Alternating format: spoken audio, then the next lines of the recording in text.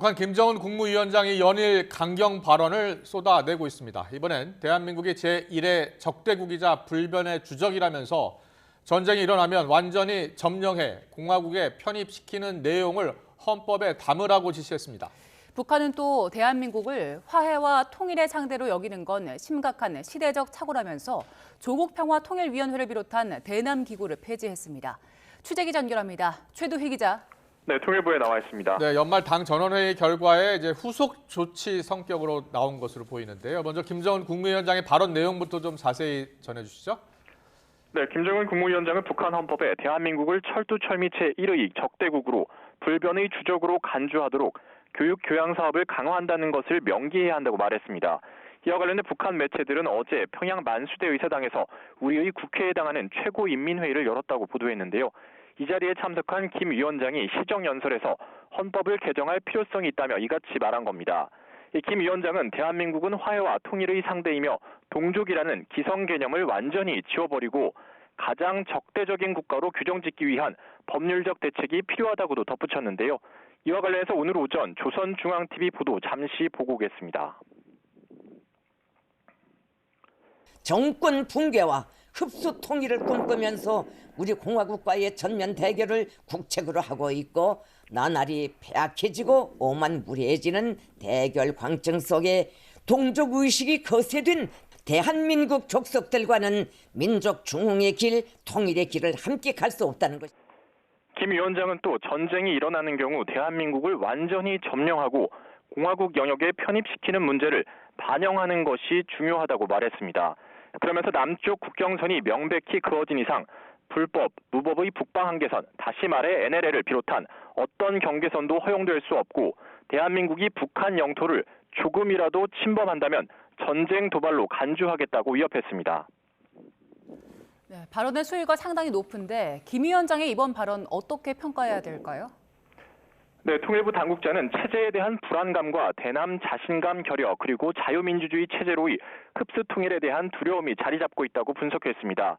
특히 경제 제재와 같은 어려움이 가중된 상황에서 내부 불만을 외부로 돌려 대남 적개심을 고취해야 하는 내부 수요가 있다며 대남 노선 변경의 책임을 우리 정부에게 돌려 우리 사회 내부의 분열을 조장해 보려는 심리전의 일환이라고 설명했습니다. 국방부도 NLL을 인정할 수 없다는 김 위원장 발언에 대해 이 NLL은 우리 장병들이 수많은 희생을 치르며 사수해온 실질적 해상 경계선이라며 어떠한 경우에도 NLL을 지키고 수호하겠다는 것이 군의 확고한 입장이라고 밝혔습니다. 이어 김 위원장의 전쟁 불사 발언에 대해서는 북한군의 도발과 위협에 대비해 확고한 정신적, 군사적 대비 태세를 유지하고 있다고 강조했습니다. 일각에서는 김 위원장의 이 같은 발언이 한반도 문제 당사자가 남북이 아닌 북미라는 점을 각인시키고자 차기 미국 행정부에 보내는 메시지라는 분석도 나옵니다. 네, 북한이 또 남북회담이나 교류 업무를 담당해온 조평통 같은 대남기구를 폐지했죠? 네, 그렇습니다. 북한은 최고인민회의에서 대남기구인 조국평화통일위원회와 민족경제협력국 그리고 금강산 국제관광국을 폐지했습니다. 회의는 남북 대화와 협상, 협력을 위해 존재하던 이들 기구를 폐지하기로 했다며 내각과 해당 기관들이 결정을 집행하기 위한 실무적 대책을 세울 것이라고 밝혔는데요.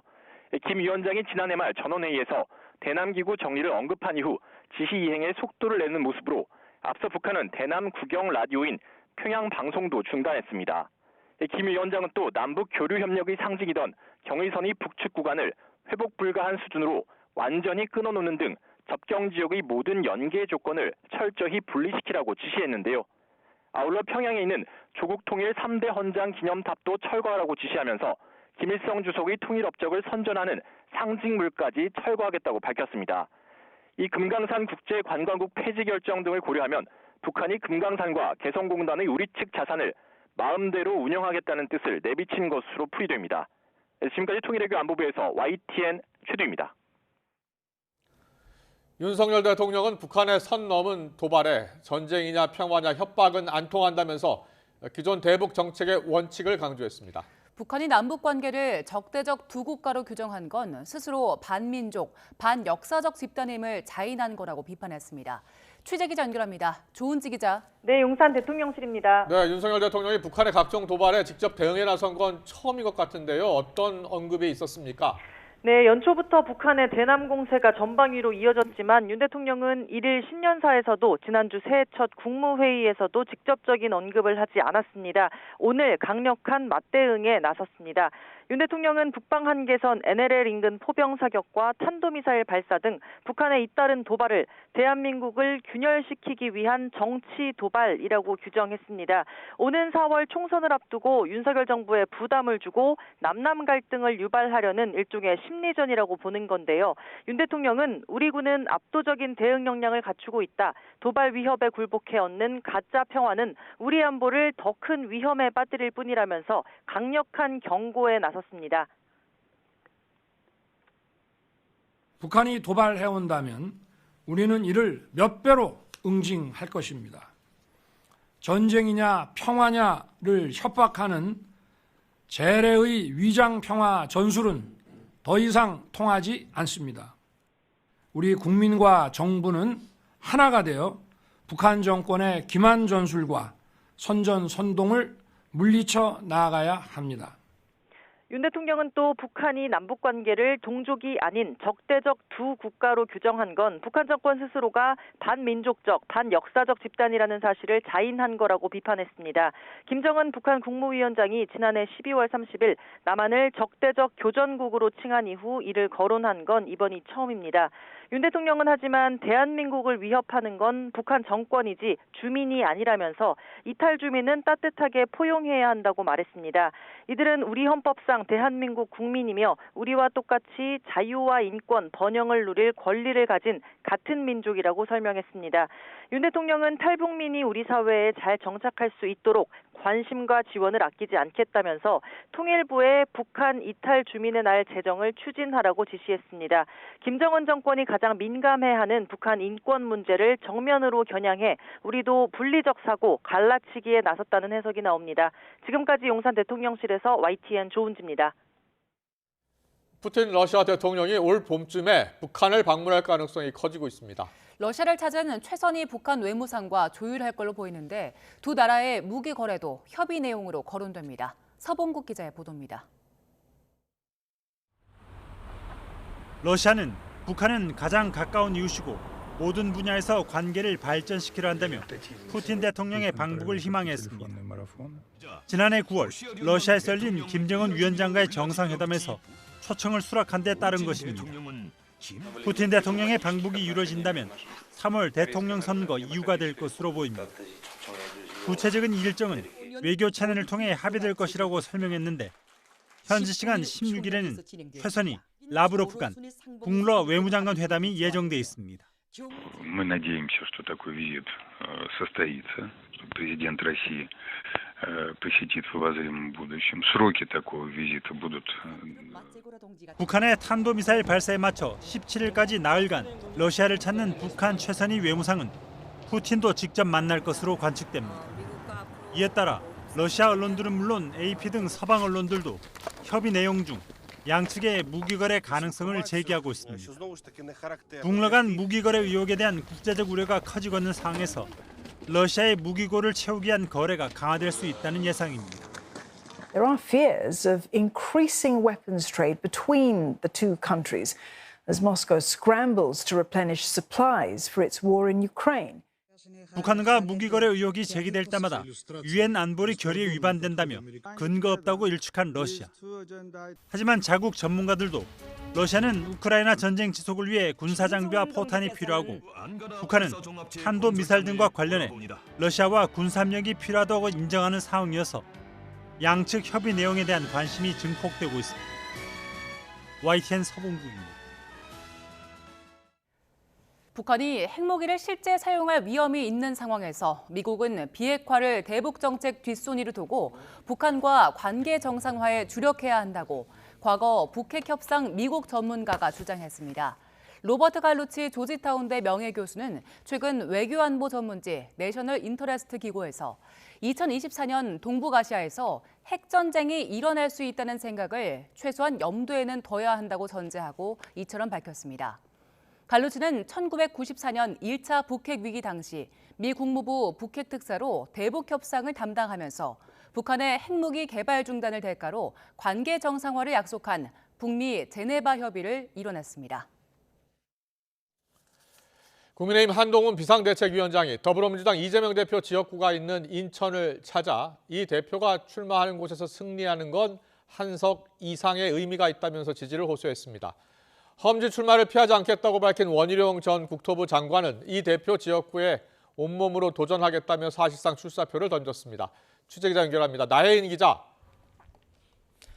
네, 국회입니다. 한동훈 비대위원장이 인천시당 신년 인사회에 참석한 거죠? 네, 국민의힘 인천시당 신년인사회는 오전에 인천 계양구에 있는 호텔에서 열렸습니다.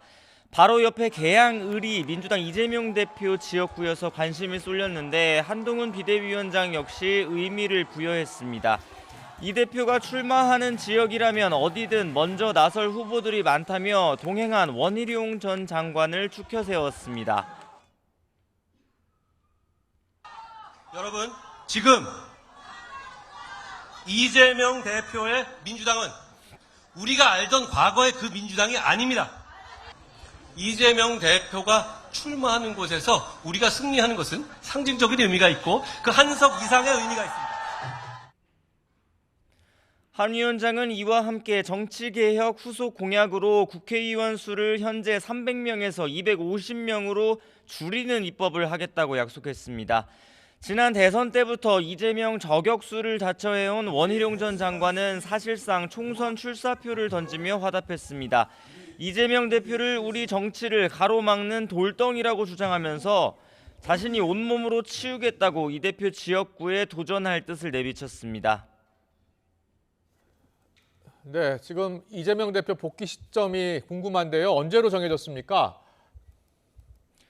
네, 이재명 대표 측 핵심 관계자는 복귀가 초읽기에 들어갔다고 보는 분이 많다고 전했습니다. 건강이 많이 호전됐다며 이르면 이번 주 복귀 가능성을 내비쳤습니다. 당내 분열 움직임과 공천 잡음을 줄이고 다수당 대표로서 비례대표 선거제 협상을 위한 당론을 정해야 하는 과제가 쌓여 있습니다. 여당은 위성정당 난립을 막기 위해 과거 병립형으로 돌아가자고 주장하지만 소수 정당의 다양한 목소리를 국회에 담으려면 연동형 비례제를 유지해야 한다는 야권의 목소리가 적지 않습니다. 민주당은 연일 자신의 정치개혁 공약에 입장을 밝히라고 쏘아붙이는 한동훈 비대위원장을 향해선 윤석열 대통령의 실정부터 바로잡으라고 응수했습니다. 한 위원장에게 부족한 것이 있다면 대통령에게 옳은 소리를 하고 잊지 못하다는 것입니다. 그렇기 때문에 자꾸 대통령의 아바타 소리가 나오는데 한 위원장이 술 안 먹는 세련된 윤석열에 불과하지 않느냐 이런 의심이 아니라면 일 좀 제대로 했으면 좋겠습니다. 네, 여야 총선 준비 상황도 정리해 주시죠. 네, 국민의힘 공천관리위원회는 잠시 뒤 첫 회의를 열고 총선 공천 일정과 방식을 본격 논의합니다. 당내에선 당원 투표와 여론조사를 50%씩 반영하게 돼 있는 당규상 경선 규칙을 지역별로 다르게 적용하는 방안이 논의되고 있습니다. 비교적 열세인 수도권 지역의 경우 일반 국민 여론조사 비율을 높이는 방향이 거론됩니다. 정영환 공천관리위원장은 출근길 기자들과 만나 당세가 강한 곳에서는 당원 뜻에 국민 여론이 충분히 반영됐을 가능성이 있지만 아닌 곳은 국민 뜻이 뭔지 알아야 한다며 서울과 경기, 인천과 대전 등 4곳이 격전지라고 말했습니다. 민주당은 불출마를 선언한 현역 의원 지역구를 비롯해 전략지역 17곳을 우선 지정하고 나머지 지역 후보자를 모집하고 있습니다. 추가 불출마나 선거구 획정 여부에 따라 앞으로 전략지역구는 더 늘어날 가능성이 큽니다. 당내에선 경선에서 불이익을 받을 현역 의원 평가 하위 20% 명단에 촉각을 곤두세우는 기류가 감지됩니다. 민주당을 떠난 이낙연 전 대표는 자신이 추진하는 신당 가칭 새로운 미래의 창당 발기윈 대회를 열었습니다. 민주당 출신 현역 의원 3명이 주도하는 미래대연합을 고리로 이준석 전 대표가 이끄는 개혁신당과의 빅텐트 논의를 계속 이어간다는 계획입니다. 하지만 이준석 전 대표의 경우 연대 가능성을 열어두고는 있지만 모든 것은 국민의 반응을 살펴 움직여야 한다며 온도차를 보이고 있습니다. 지금까지 국회에서 전해드렸습니다. 네, 미국 대통령을 뽑는 대선 오는 11월에 치러집니다. 지금은 공화당, 민주당 모두 대선 후보를 뽑는 경선을 시작하거나 곧 시작할 예정인데요. 공화당 같은 경우에 아이오와 코커스에서 트럼프 전 대통령이 일찌감치 승리를 차지한 것으로 나타났습니다. 압도적인 지지율로 과반 득표가 예상돼 트럼프 대세론이 입증될 것으로 보입니다. 아이오와 현지를 연결합니다. 권준기 특파원. 네, 아이오와 코커스 미디어 센터입니다. 네, 트럼프 전 대통령 첫 경선에서 승리를 확정지었다고요? 네, 트럼프 전 대통령은 아이오와 코커스 시작 30분 만에 일찌감치 승리를 확정지었습니다. 개표 초반부터 압도적인 득표율이 확인되면서 예상보다 결과가 일찍 나온 겁니다. 아이오와에 몰아친 북극 한파로 투표율이 저조해 집계가 예상보다 빠르게 진행되기도 했습니다. AP통신은 트럼프 전 대통령이 사법 리스크 와중에서 소중한 선취점을 올렸다 이렇게 전했습니다. 개표 작업이 90%가량 진행 중인 가운데 트럼프 전 대통령은 현재 51%로 과반 득표율을 달리고 있습니다. 네, 트럼프의 승리는 이미 이제 예상이 됐었고요. 과반을 넘느냐가 최대 관심이었는데 이런 추세라면은 대세론이 입증되는 겁니까? 네, 최종 집계 결과 트럼프가 과반 득표를 달성할 경우 트럼프 대세론을 부정하기 힘들 것으로 보입니다. 정치 전문 매체인 더 힐은 트럼프가 첫 경선에서 과반을 차지하면 상대 후보에게 KO 펀치가 될 것으로 관측하기도 했습니다. 경선이 조기에 마감될 수 있다는 겁니다. 이제 관심은 2위를 누가 차지할지 또 트럼프에 얼마나 따라붙을지가 될 전망입니다. 현재 디센티스 플로리다 주지사가 21% 득표율로 2위를 달리고 있고 헤일리 전 유엔 대사는 19% 득표율로 그 뒤를 잇고 있습니다. 다음 경선지인 뉴햄프셔는 중도층 비중이 높은 곳이어서 헤일리나 디센티스가 유의미한 득표율로 2위를 차지할 경우 도약의 발판을 마련할 수 있습니다. 그런데 대선 본선에서도 트럼프가 바이든을 이길 수 있다, 이길 거라는 여론조사 결과가 나왔다고요? 네, 정치 전문 매체 더 힐은 본선에서 트럼프가 승리할 거라고 예상하는 유권자가 더 많다는 여론조사 결과를 내놨습니다. 응답자 44%가 트럼프 승리를 예상했고 바이든 승리를 답한 응답자는 35%였습니다. 응답자 21%는 잘 모르겠다고 답했습니다. 또 공화당 대선 후보 경선 결과에 대해서는 응답자 과반수인 57%가 트럼프 전 대통령의 승리를 예상해 트럼프 대세론에 힘을 실었습니다. 지금까지 아이오와 코커스 미디어 센터에서 YTN 권준기입니다. 한국계 감독과 배우들이 활약한 넷플릭스 드라마 성난 사람들이 미국 방송계의 최고의 권위를 자랑하는 에미상 시상식에서 8개의 부문상을 휩쓸었습니다. 골든글러브 3관왕 등에 이어서 이른 쾌거입니다. 취재기자 연결해 자세히 알아봅니다. 유재훈 기자. 네, 국제부입니다. 네, 성난 사람들 각종 시상식에서 여러 상을 휩쓸고 있는데요. 이번 에미상에서는 어떤 상들을 거머쥐었습니까?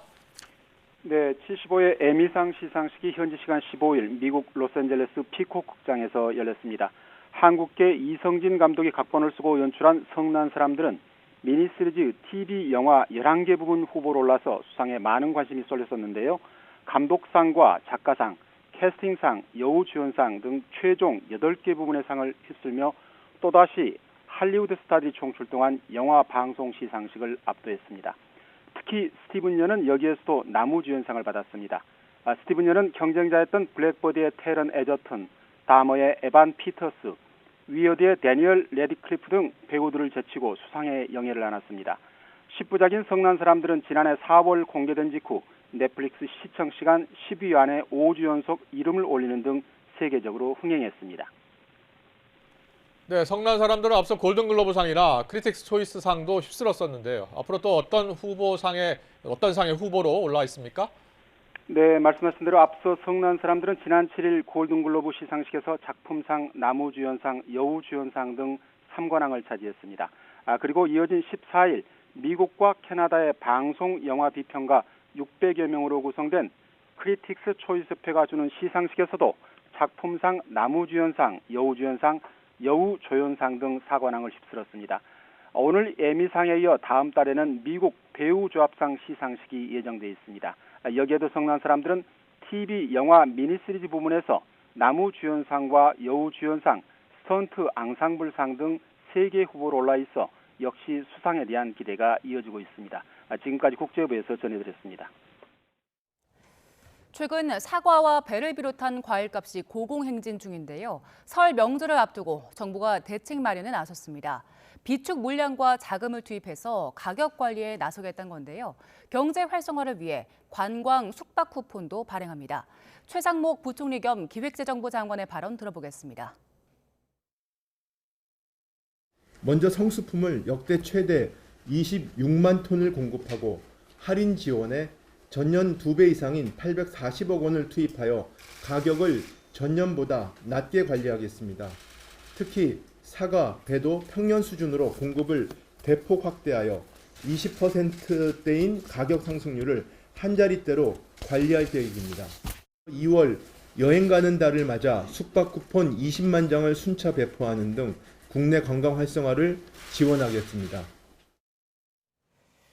정부나 지자체가 임금을 주는 직접 일자리 사업에 설 연휴 전후로 70만 명이 채용됩니다. 올해를 통틀어 채용되는 117만 명의 60%를 연초에 집중적으로 뽑는 걸로 대부분 노인 등 취약계층이 대상입니다. 김평정 기자입니다. 초등학교 주변에서 교통안전 지도를 하거나 공공시설에서 환경을 정비하는 이들을 보면 고령층인 경우가 많습니다. 바로 정부나 지자체가 취약계층을 고용해 임금을 주는 일자리이기 때문입니다. 이런 직접 일자리에 설 연휴 앞뒤로 70만 명이 채용됩니다. 노인 일자리가 63만 명으로 대부분을 차지하고 자활사업과 노인 맞춤 돌봄 서비스가 3만에서 4만 명씩입니다. 불안정한 고용시장 속에 노인과 장애인 등 취약계층의 생활 안정을 위해서라는 설명입니다. 올해도 고용률 등은 양호한 흐름이 전망되지만 취업자 수 증가 규모가 대면 서비스업 중심으로 둔화되면서 고용 취약계층이 체감하는 상황은 녹록치 않을 것으로 예상됩니다. 설 연휴 전후를 포함해 직접 일자리는 상반기 안에 집중적으로 만들 예정입니다. 올해를 통틀어 117만여 개가 제공되는데 상반기에 97%가 채용됩니다.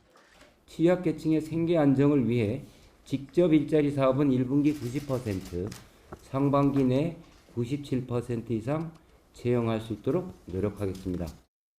이를 위해 올해 취약계층을 위한 일자리 사업에 투입되는 15조 원 가량 가운데 67%인 10조 원이 상반기에 조기 집행됩니다. 이러한 정책을 두고 4월 총선을 앞두고 고령층 민심 잡기에 나섰다는 해석도 나옵니다. 다만 정부는 직접 일자리는 민간 일자리와 달리 노인 대상이 많고 빠른 채용이 가능한 측면이 있다며 확대 해석에 선을 그었습니다. YTN 김평정입니다. 경기도 김포시에서 고도 제한 규정을 어긴 아파트 사용 허가가 나지 않으면서 당장 입주하려던 주민들의 발이 묶인 상황인데요. 당장 집 맡길 곳, 또 잠잘 곳도 찾아 헤매고 있고 학교 전입 신고도 못하고 불편을 겪고 있습니다. 전문가들은 아파트 측이 지적받은 부분을 시정하려면 2달에서 6달까지도 걸릴 것으로 보고 있는데요. 입주 예정자와 전문가의 목소리 들어보겠습니다. 일단은 제 차에 짐을 좀 넣어놓고 여자친구 집에서 지금 지내고 있고 5일째 같은 옷 입고 생활하고 있어요. 제가 원래 10일 금요일 날 입주 예정이었고요. 예. 근데 한 5일 전쯤에 월요일에 그 얘기를 급하게 들으니까 아무 대책이 안 세워지더라고요. 갈 곳이 없고요. 그 다음에 짐을 보관할 수 없는 게 일단 가장 현실적인 문제고, 예. 그 다음에 저는 자녀가 없지만 자녀가 있는 분들 같은 경우에는 당장 3월에 이제 계약을 하잖아요. 네. 그러면 전입을 하고 임시 소식도 가고 편입도 하고 해야 되는데 그런 것들도 아무것도 해결이 되지 않고. 기본적으로 2달에서 전 한 6개월 정도까지는 일단 소요가 될 것이다 예상을 하고 있고요. 이제 그 안쪽에 이제 엘리베이터 가드레일이라든지 이런 엘리베이터 현재 그런 오버헤드 이런 장치들이 있는데 이걸 다시 해체를 해야 되는 거고요. 소송 가게 되면 기본 짧아야 1년부터 시작을 해서 한 3년 정도가 걸리게 되는 거거든요. 여기에서 보면 상당히 좀 입주자 입장에서는 굉장히 어떤 기간에 대한 어떤 손해들 또는 어떤 불편에 따른 어떤 불안감들 이런 것들이 상당히 많이 있을 걸로 그렇게 예상을 하고 있습니다. 예. 윤석열 대통령은 오늘 27일부터 50인 미만 사업장까지 확대 적용되는 중대재해처벌법에 대해 안전이 중요하지만 처벌만이 능사가 아니라고 법 적용 유예를 요청했습니다. 윤석열 대통령은 오늘 국무회의에서 가뜩이나 고금리와 고물가로 힘든 영세 기업에 또 다른 짐을 지어서는 안 된다며 현실적 여건을 고려할 때 시간이 더 필요하다고 말했습니다. 또 잔금 마련에 어려움을 겪는 무주택 실수요자를 위해 분양가 상한제 주택의 실거주 의무 폐지도 더는 지체할 수 없다며 수요자인 국민 입장에 서서 주택법 개정의 속도를 내달라고 말했습니다. 윤 대통령은 이와 함께 준조세, 그림자 조세로 악용되는 각종 부담금이 곳곳에 남아있다며 자유로운 경제 의지를 과도하게 위축시키는 현행 91개 부담금을 전면 개편해달라고 지시했습니다. 인천공항 하루 이용객이 코로나19 이후 4년 만에 20만 명을 처음으로 돌파했습니다. 인천국제공항공사는 지난 14일 인천공항 하루 이용객이 20만 2,554명으로 코로나19가 확산했던 지난 2020년 1월 이후 처음 20만 명을 넘어섰다고 밝혔습니다. 인천공항은 일본과 타이완 등 주요 아시아 국가들의 무비자 재개와 관광 수요 회복으로 하루 이용객이 코로나 이전 수준을 회복했다고 분석했습니다. 새벽 시간대에 불암산 터널을 달리던 3.5톤 화물차에서 불이 났습니다. 다친 사람은 없었지만 수습에 오랜 시간이 걸리면서 출근길 극심한 교통 혼잡이 빚어졌습니다. 윤성훈 기자의 보도입니다. 터널에 세워진 화물 트럭이 시뻘건 화염에 휩싸였습니다. 밀폐된 터널 안에서 시커먼 먹빛 연기도 쉴 새 없이 뿜어져 나옵니다. 새벽 5시 50분쯤 수도권 제1순환 고속도로 불암산 터널을 달리던 3.5톤 화물차에서 불이 났습니다. 수방대원 90여 명과 차량 20여 대를 동원해 불은 20여 분 만에 꺼졌습니다. 화물차는 모두 타버렸지만 운전자인 70대 남성이 스스로 대피하면서 인명피해는 없었던 것으로 파악됐습니다. 다만 화재 차량에서 나온 시커먼 연기가 터널 내부를 가득 메우면서 통행하는 다른 차량 운전자들은 공포에 떨어야 했습니다. 이제 시야가 이제 거의 불투명했죠. 이제 앞차의 그 비상 깜빡이를 보고 따라가는 수준이었죠. 앞이 안 보이고 속도는 안 나고 그러니까 이거 큰일 나겠는데 이런 생각. 근데 아찔한 화재 사고는 출근 시간대까지 여파가 이어졌습니다. 불이 난 화물차가 3.5톤이다 보니 특수 견인차를 사용해야 해 수습하는 데 시간이 오래 걸린 겁니다. 이 때문에 사고 직후 4개 차선 통행이 모두 통제됐다가 차츰 해제됐지만 통행 차질이 4시간 넘게 이어지면서 출근길 극심한 교통 혼잡이 빚어졌습니다. 그러니까 맨 처음 상황은 이제 아예 움직이지 못했고요. 터널을 다 막아서 이제 작업 끝나서 2차선으로 이제 2차선까지 운행할 수 있었죠. 저희는 이제 현장 작업이라 한 40분 정도 늦어졌죠. 미팅하는 게. 소방당국은 화물차 짐칸에 실린 상자 더미에서 처음 불이 시작된 것으로 보고 구체적인 화재 원인을 조사하고 있습니다. YTN 윤성훈입니다. 네, 최근 10대 학생이 60대 경비원을 폭행한 영상이 SNS에서 확산하면서 충격을 던졌는데요. 당시 경비원은 사건 처리를 원치 않는다고 했지만 경찰은 10대 학생을 상해 혐의로 입건해서 본격 수사에 착수했습니다.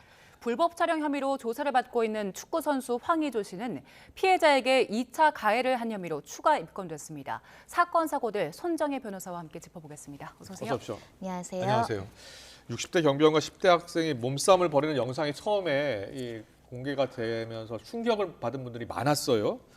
이 논란, 이 사건 어떤 사건이었습니까? 네, 지난 12일 자정경에 이제 발생한 사건이고요. 예. 남양주의 한 상가 건물에서 있었던 사건인데 일단 이 10대 남성들이 이제 주장에 따르면 예. 그 담배를 피우는 과정에서 경비 아저씨가 이제 발견을 하고 훈계하는 과정이 있었다는 것이고요. 예. 이 10대 학생들의 주장은 경비가 먼저 때렸다, 경비 아저씨가 먼저 때렸다라는 주장합니다. 경비 아저씨는 훈계하기 위한 목적에서 담배 피지 마라, 소란 피우지 마라 이런 과정에서 이제 몸싸움이 있었다는 것이고요. 이 몸싸움 과정에서 지금 보시는 것처럼 10대들이 너무나 좀 어떻게 보면 본인의 할아버지뻘이라고도 할 수 있는 굉장히 부모뻘인 사람에게 대한 무차별적인 어떤 팔, 다리 공격을 하다 보니까 지금 장면은 3초간 거의 이제 의식을 잃고 쓰러져 있는 모습입니다. 기절할 정도로 이제 맞았다 이렇게 영상에 공개된 사건이고요. 처음 그 보도가 됐을 때는 60대 경비원이 이제 폭행에 대한 처벌을 원하지 않는다라고 예. 이야기를 했고 다만 경찰에서는 이 10대 학생들에 대해서 상해죄로 입건 가능하다고 보고 이제 법리를 검토 중에 있고 입건한 상황입니다. 네. 경비원이 처벌을 원하지 않는다고 했는데 경찰이 지금 상해죄로 입건한 근거가 되는 게 어떤 겁니까? 이게 좀 전후 사정이 있었는데 정확한 경위는 좀 파악해야 될 것 같습니다. 10대 청소년들의 주장은 초반에 이제 뭐 담배를 가지고 훈계하는 과정에서 몸싸움이 있다 보니까 경비원도 너무 화가 나서 우리 그러면 스파링하자 이렇게 제안을 해서 스파링을 했다라는 주장을 하고 있거든요. 이것은 법률적으로 폭행에 대해서 피해자의 승낙이 있었다. 우리가 보통 이제 뭐 레슬링 경기를 하거나 뭐 예를 들면 뭐 격투 경기를 할 때 경기를 하다가 다쳤다고 상해죄로 입건하지 않잖아요. 그래서 그런 피해자의 승낙이 유효했는가를 좀 검토해야 되는데 그럼에도 불구하고 경찰은 폭행을 넘어서 저렇게 이제 기절할 정도로 상해 피해가 극심할 정도는 이 승낙의 범위를 넘어서서 상해죄로 규율할 수 있다. 상해죄는 폭행죄와 달리 피해자가 처벌을 원하지 않는다고 하더라도 수사와 처벌이 가능하기 때문에 상해죄로 지금 검토한다는 것이고요. 일단 몸싸움이 있었다는 것은 경비원도 미성년자에게 일부 반격을 했다라고 볼 여지가 있거든요. 그게 정당방위, 정당행위냐는 변론의 문제라고 하더라도 일반적으로는 쌍방 폭행으로 인건될 가능성도 있기 때문에 아마 이런 여러 가지 점이 고민스러웠을 것 같은데요. 그거보다 이제 언론 인터뷰를 통해서 말씀하셨는데 손주 같아서 우리 손주도 어디 가서 사고 칠 수 있으니까 그런 마음으로 처벌을 원하지 않았다. 그런 말씀도 하셨습니다. 경찰은 일단 입건을 했기 때문에요. 처벌은 될 거 아닙니까? 근데 10대잖아요. 그리고 피해자가 원치 않는다고 한 상황이고 어떻게 될 것 같아요? 20대들, 그러니까 A군이라고 하겠습니다. A군은 불구속 입건됐고 이미 부모 동석하에 조사까지 마쳐졌다고 합니다. 그래서 유죄 가능성도 있어 보이긴 하는데 10대인 점, 그리고 전후 과정상 이 피해자인 경비원도 처벌을 원하지 않고 있는 점, 달리 뭐 진단서를 제출하거나 병원에 입원 치료를 받거나 그런 상황이 아니어서 상해 피해도 크지 않은 것을 감안하면 아주 엄중하게 처벌되기보다는 좀 뭐 보호 처분이라든지 뭐 그렇게 처벌될 가능성이 훨씬 낮은 양형을 받을 가능성이 많지 않을까 생각이 드는데 그런데 대중들의 분노는 그 처벌을 강력하게 해야 된다는 겁니다. 이거는 인류 내 어떻게 보면 우리 사회의 공서양속, 어른에 대한 공경과 존경을 무너뜨리는 잔인한 폭행이기 때문에 아무리 경비원이 같이 뭘 하자고 스파링을 하자고 하더라도 우리가 별다른 이유 없이 남을 저렇게 잔혹하게 폭행을 하고 기절한 상태에 두고 영상을 찍으면서 키득키득거리는 건 우리 사회에서 용납하기 어려운 행동이거든요. 이 기회에 이 미성년자들에게 이런 행위가 굉장히 엄중한 처벌이 따를 수 있고 또 어른에 대한 공경이 무엇인지 자칫 저러시다가 어르신들 크게 다치면 심각한 장애가 남는다거나 심지어 이런 행위를 살인 미수로 이제 적용하는 사건들도 있을 수 있거든요. 그래서 그런 점에 있어서는 경찰과 검찰에서 적정한 어떤 양형을 보고 또 반성하는지 여부 이런 것들 또 피해 회복하는지 여부 이런 것들을 반영하지 않을까 합니다. 말씀하신 대로 60대 경비원이 그 폭행을 했던 학생에 대해서는 처음에는 처벌 원치 않는다고 넘어가려 했는데 그 영상을 찍어서 올린 10대 학생들에게는 처벌을 원하고 있더라고요. 이건 어떤 심리일까요? 그러니까 정보통신망법 명예훼손죄로 고소장을 접수했다는 겁니다. 폭행이나 상해죄는 고소장을 접수하지 않았고요. 이 동영상이 삽시간에 SNS를 통해서 많은 사람들이 보게 되면서 주변 지인들도 보셨을 거 아니에요. 내가 이렇게 미성년자 아이들한테 맞는 모습은 누구라도 알려지기 싫은 수치감이 드는 모멸감이 드는 영상일 겁니다. 그런 취지에서 나의 명예를 훼손했다, 동의하지 않고 이런 영상을 유포했다라는 명예훼손죄로 지금 처벌을 원하고 있는 것인데요. 모 언론 인터뷰에서는 좀 창피하다 이런 심정을 이야기했거든요. 정신적으로 피해도 많이 받으신 것 같습니다. 이런 신체적인 폭력에 있어서 자신이 이렇게 무력하게 맞은 것도 속상하지만 이게 전 국민에 유포되면서 이렇게 심적으로는 굉장히 모멸감을 느끼고 있는 상황이 아닐까 생각이 들고요. 또 이 10대들이 정말 동의 없이 올렸기 때문에 어떻게 보면 본인들은 어떻게 보면 과시하기의 목적으로 올린 거잖아요. 내가 이렇게 했어. 잘못된 뭐 소위 말하는 뭐 허세, 가시감. 근데 그것 때문에 한 사람이 굉장히 치욕감을 느끼고 피해를 받고 있고 주변 사람들도 얼마나 힘들겠습니까? 자식이 있다면 자식도 굉장히 힘들 것이고 이 가족들이 얼마나 상심이 크실 거예요. 그래서 참지 않으시고 명예훼손죄로 고소한 것 같습니다. 명예훼손 이제로 혐의로 이제 조사를 받게 되면 이 10대는 어떤 처벌을 받게 됩니까? 일단은 제가 동영상 원본을 보진 못해서 그 사람의 인적사항 얼굴들이 특정되는지 모르겠습니다. 경비원에 만약 인적사항을 특정할 수 있다고 한다면 개인의 초상권 문제도 있겠지만 그 예. 사람이 이렇게 폭행의 어떤 현장에서 이렇게 어떻게 보면 남이 보지 않았으면 좋았을 사회적 평가가 저하되는 영상을 올렸다고 한다면 명예훼손의 구성 요건에 해당될 수 있거든요. 예. 그렇기 때문에 명예훼손죄는 처벌 가능해 보이는 수준입니다. 네. 이 학생들이요, 영상을 올리지 않았더라도 이 폭행 현장을 지켜보고 영상을 찍은 것도 죄가 될 수 있습니까? 이게 불법 영상으로 처벌하기는 좀 어려운 측면이 있고요. 다만 이제 상해나 폭행의 공범이나 방조범으로서 예를 들면 옆에서 찍고 붙들어주면 이걸 방조했다고 볼 여지가 있거든요. 예, 또 예. 경비원을 폭행하자고 서로 모의를 했다고 한다면 공동정범으로도 처벌할 여지가 있어서 다만 지금 폭행에 대한 부분은 처벌을 원하지 않고 상해죄가 인권되어 있고 한 명 A군은 이미 조사를 받았고 B군에 대해서는 법리 검토하고 있다고 하거든요. 예, 예. 추가적인 입건 가능성도 있습니다. 그렇군요. 이제 각종 사건을 보면서 불의를 참지 못하는 분들이 이제 경찰에 신고를 하면 되는데 사적 제재에 나서는 분들도 있어요. 사적 제재에 나서면은 또 다른 이제 처벌을 받게 되는 거죠. 기본적으로는 사법부에 대한 신뢰나 수사기관이나 이제 재판부의 양형에 대한 불신 때문에 피해자를 보호하겠다는 공익적 목적으로 가해자들을 이제 공격하면서 좀 희열을 느끼고 이게 정의감이다 이렇게 주장하는 콘텐츠나 SNS 내용들이 좀 넘쳐나고 있고 사실은 뭐 드라마들도 영화들도 굉장히 많이 등장하고 있죠. 경찰은 예. 무력 무능하고 검찰도 무능하고 그렇죠. 얼마 전에 드라마도 있었던 것 같아요. 네, 양형이 너무 약해서 오히려 피해자를 보호하지 못한다라고 했고 이런 콘텐츠들이 너무 많아지는데 사실 기본적으로는 문제입니다. 왜냐하면 수사기관과 재판기관이 그렇게 열심히 수사하고 재판하더라도 오판 가능성, 오류 가능성 때문에 굉장히 신중하게 접근을 하잖아요. 예. 근데 일반 개인이 한 유튜브를 운영하는 사람이 뭐 보도만 보고 한 사람이 주장만 들고 이걸 이 사람 나쁜 사람이고 이렇게 응징을 해야 된다고 했을 때 10명 중에 3명은 무고한 피해자가 될 수도 있거나 본인이 억울함에도 불구하고 한마디 변명도 못하고 대중들에게 신상이 알려져서 정말 명예가 회복되지 못할 정도의 손해를 입을 여지가 있잖아요. 네네. 그런 면에 있어서는 굉장히 위험한 행동이다라고 말씀드릴 수 있고요. 예. 특히 이제 두 번째로는 이 공권력에 대한 조롱과 무시가 이어지게 되면 오히려 공권력이 약화됨으로 인해서 공권력 힘이 없어지면 오히려 예. 힘 있는 자들, 더 나쁜 사람들이 활개치지 피해자들은 사회적 약자들은 더 보호받지 못하는 악순환에 빠지거든요. 예. 기본적으로는 법치주의와 공권력을 존중하는 사회적인 분위기가 형성돼야 된다.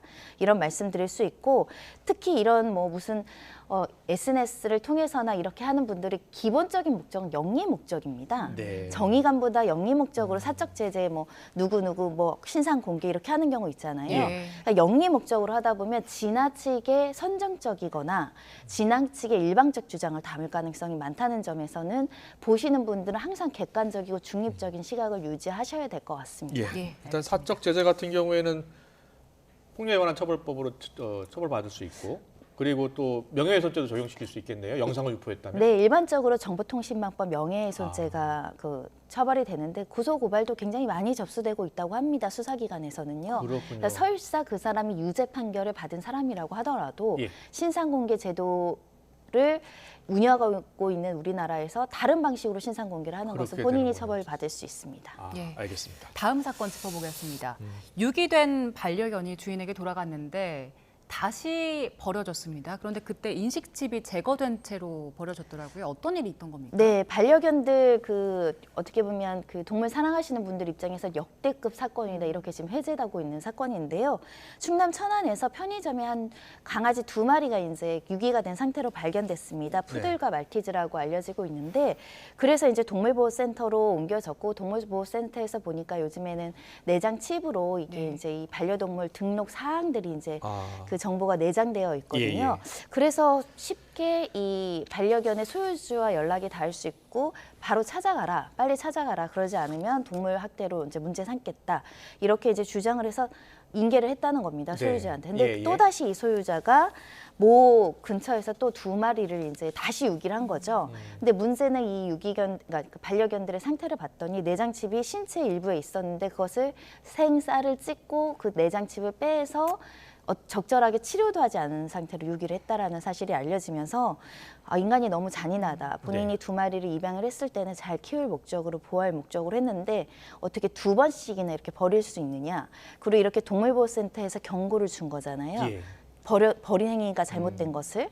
근데 잘못된 걸 알면서도 똑같은 방법이 아니라 더 잔혹한 방법으로 버렸다라는 점에서 대중들이 분노하고 있습니다. 그렇군요. 그렇다면 이 유기한 반려견 주인은 어떤 처벌을 받게 되는 겁니까? 일단은 반려동물을 유기하는 행위 자체는요. 300만 원 이하의 벌금형에 처해지도록 되어 있고 또 맹견을 유기하는 경우는 2년 이하의 징역 그리고 200만 원 이하의 2천만 원 이하의 벌금에 처해지도록 되어 있는데 저는 유기행위도 유기행위지만 그보다 훨씬 더 엄격하게 볼 게 동물학대로 처벌할 수 있어 보입니다. 왜냐하면 동물의 생사를 다른 목적도 아니고 이 내장치만 빼서 자신이 보호받을 목적으로 어떻게 보면 살을 찢고 이거 하는 건 상해에 가깝잖아요. 고통을 주는 행위입니다.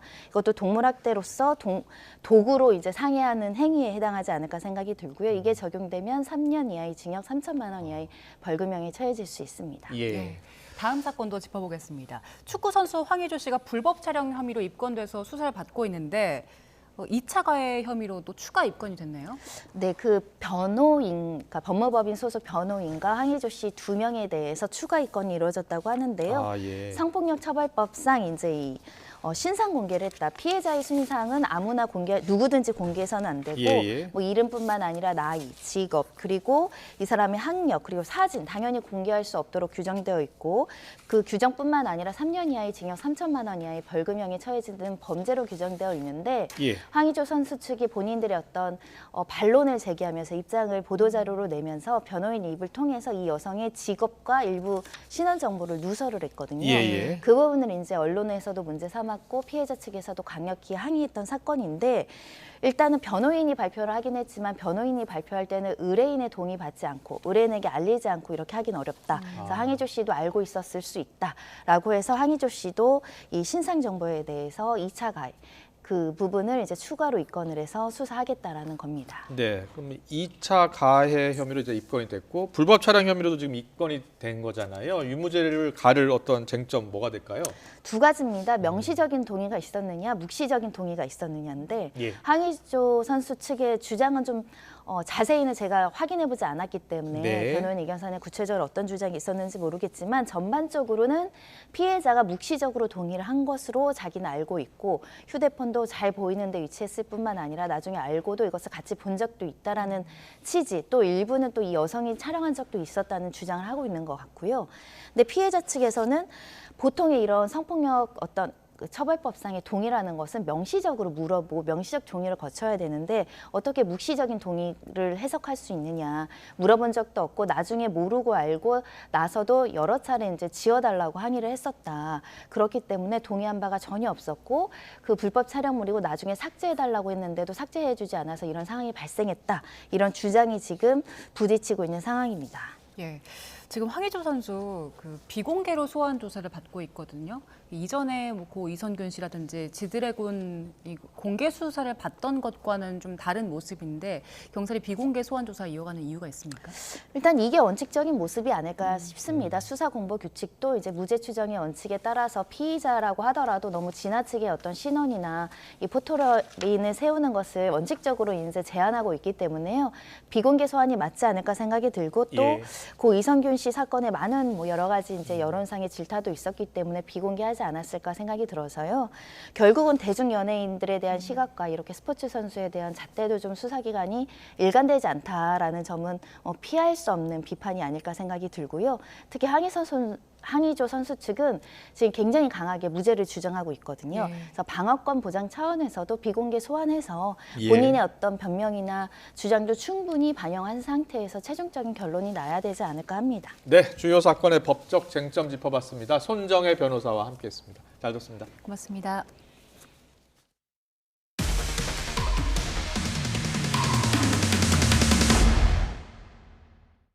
부업으로 큰 돈을 벌 수 있다며 유튜브에 수소 투자를 홍보한 업체가 수익금을 정산해주지 않아 투자자들이 피해를 호소하고 있습니다. 알고 보니까 배우를 투자 전문가로 속여서 업체를 홍보하기까지 했습니다. 안동준 기자의 단독 보도입니다. 구독자 5만 명에 달하는 유튜브 채널에 올라온 영상입니다. 투자 전문가라고 소개받은 김호준이라는 인물이 부업으로 일반인보다 60배 넘는 자산을 모았다며 수소 투자를 권유합니다. 안전한 투자를 많이들 찾으시는데 수소 투자는 거기에 딱 최적화된 투자 방식이라고 보시면 되세요.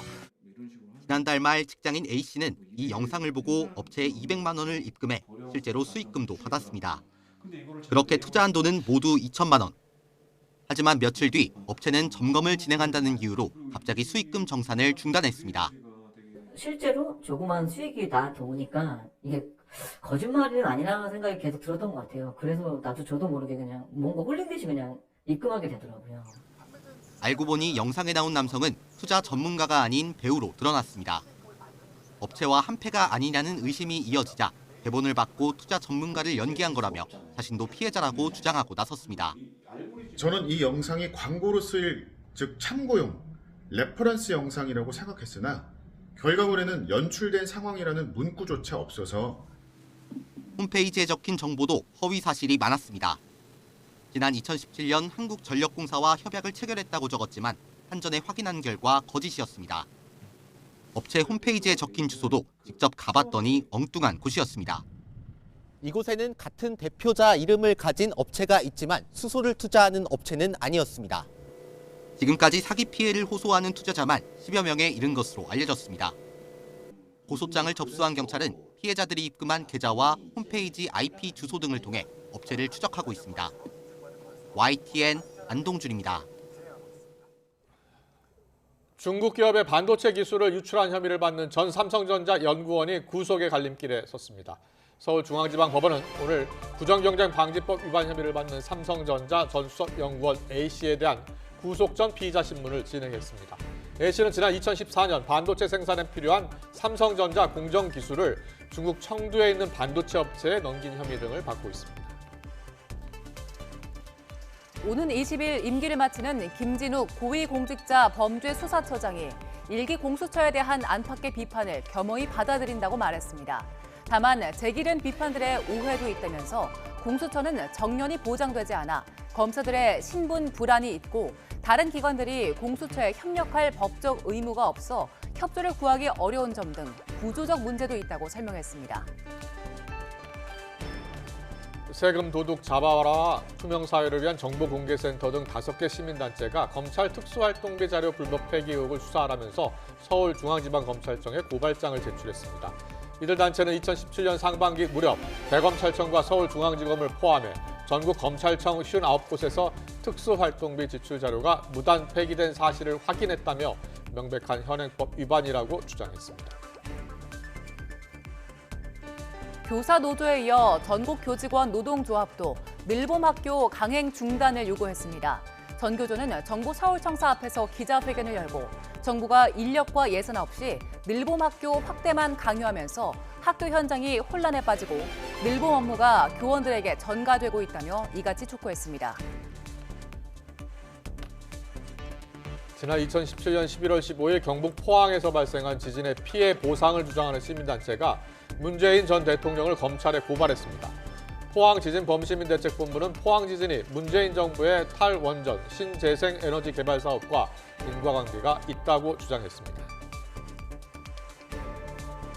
오늘 오전 8시쯤 대구 방촌동 화랑교 인근 도로에서 승용차 한 대가 중앙선을 넘어 마주오던 덤프트럭과 부딪혔습니다.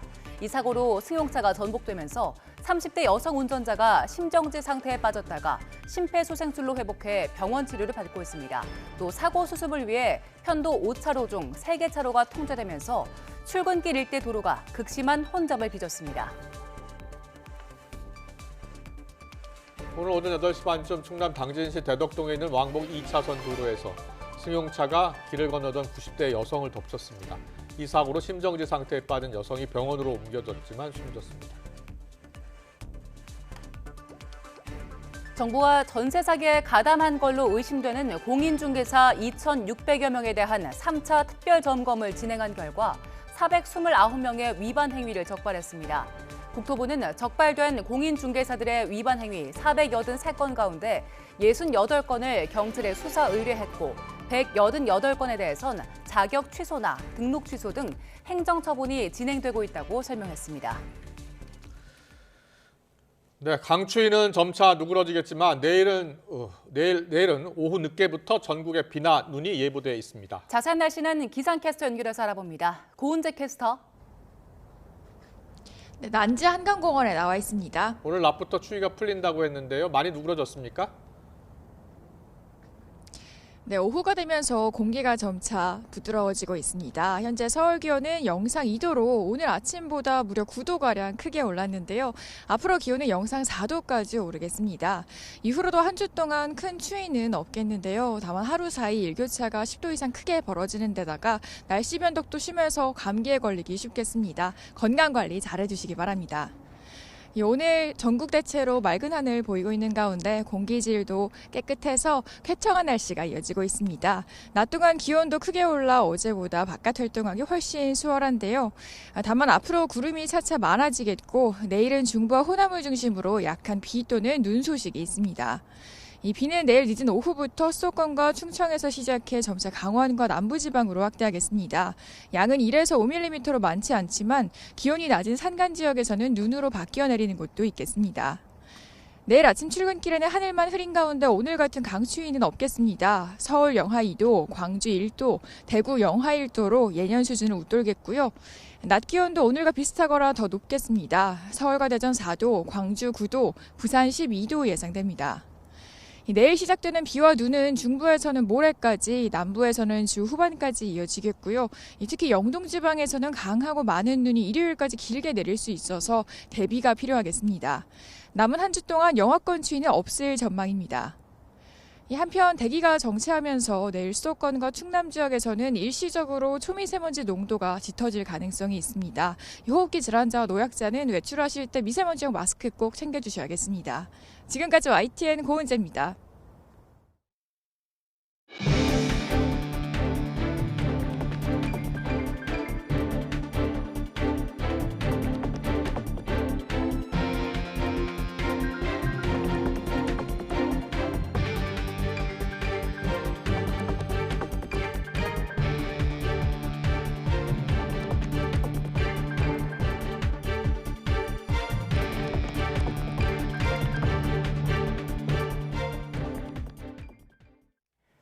북한이 우리의 국회격인 최고인민회의에서 대남기구인 조국평화통일위원회와 민족경제협력국, 금강산 국제관광국을 폐지했습니다.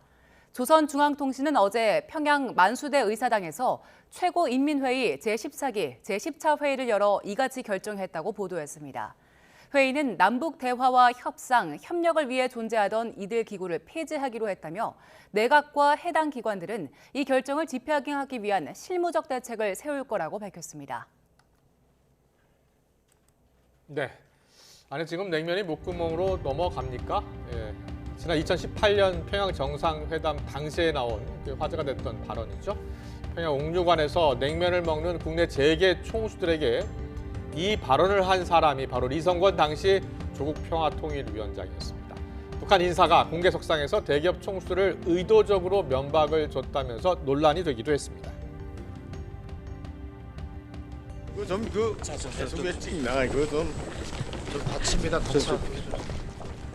이 사건으로 국내에서도 상당히 유명 인사가 된 리성권 위원장. 이후 북한에서 승승장구해서 외무상, 또 통일전선부장 자리까지 꽤 찼지만 리 위원장이 떠난 뒤에 공석이 된 것으로 보이는 조평통 위원장 자리는 끝내 메워지지 않았습니다. 그리고 오늘 김정은 위원장은 조평통을 폐지하기로 했습니다. 조국평화통일위원회는 북한이 지난 1961년 김일성 주석의 발기로 결성된 통일촉진 상설기구입니다. 노동당의 외곽단체 중 하나지만 통일 문제나 남북 대화 관련 당 입장을 대변하면서 사실상 우리 통일부의 카운터파트 역할을 해왔는데요. 김정은 시대에 들어서는 정식 국가기구로 위상을 높여 조평통 위원장은 남북 정상회담마다 회담 준비를 위한 고위급 회담에 북한 대표로 참여했습니다. 하지만 남북 관계가 경색하면서 매년 여러 차례 나오던 대변인 담화는 사라졌습니다. 지난 2021년에는 김여정 당시 노동당 부부장이 조평통을 정리하겠다며 으름장을 놓기도 했는데요. 결국 이번에 전격 폐지 수순에 오르면서 정말로 역사 속으로 사라지게 됐습니다. 이번에 조평통과 함께 폐지 대상에 오른 기구는 금강산 국제관광국입니다. 금강산 관광 중단이 장기화하자 북한이 금강산 독자 개발을 천명하면서 새로 꾸린 별도의 조직으로 추정이 되는데요. 지난 2019년 금강산 지역 노후시설을 철거하겠다면서 우리 통일부와 현대 아산 쪽에 금강산 국제관광국 명의의 통지문을 보내면서 명칭이 처음 드러났습니다. 당시 금강산 현지 수찰에 나선 김정은 위원장이 너절한 남측 시설물을 싹 드러내라고 지시하면서 북한은 실제로 우리 기업과 정부가 투자해서 만든 시설물들을 철거하기 시작했습니다. 보기만 해도 기분이 나빠지는 너절한 남측 시설들을 남측의 관계 부문과 합의해서 싹 드러내도록 하고 금강산의 자연 경관에 어울리는 현대적인 봉사 시설들을 우리식으로 새로 건설해야 한다고. 2022년 위성 관측 결과 이산가족 상봉 행사 장소로 쓰이던 온정각이나 면회소뿐 아니라 현대 아산 소유의 해금강 호텔 같은 남측 시설물이 해체가 되고 무너진 정황이 포착됐습니다. 북한이 이처럼 대남 주요 기구를 전격 폐지한 것은 대남 정책의 근본적 전환 의지를 내비친 거라는 평가가 지배적인데요.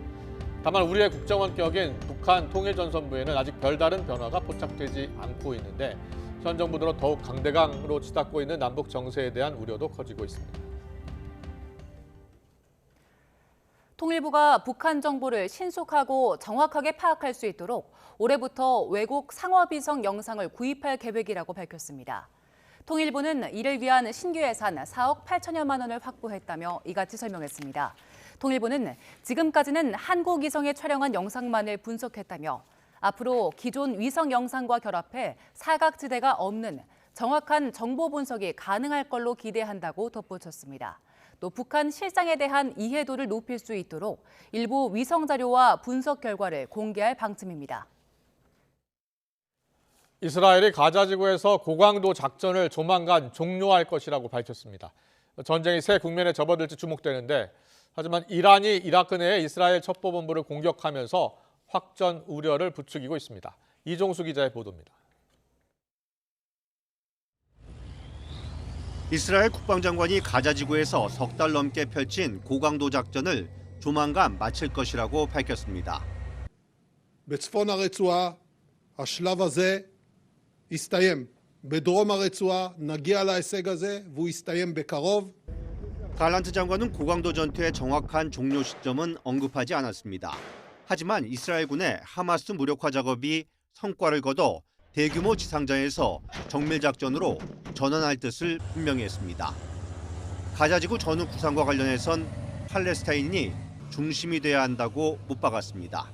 בעזה חיים פלסטינים ולכן ישלטו בפלסטינים בעתיד.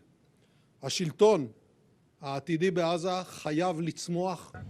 막대한 민간 희생에 대한 미국 등 국제사회 압박과 전쟁 비용을 둘러싼 우려가 커지면서 이스라엘이 고강도전 곧 종료를 선언해 전쟁이 새 국면에 접어들지 주목되고 있습니다.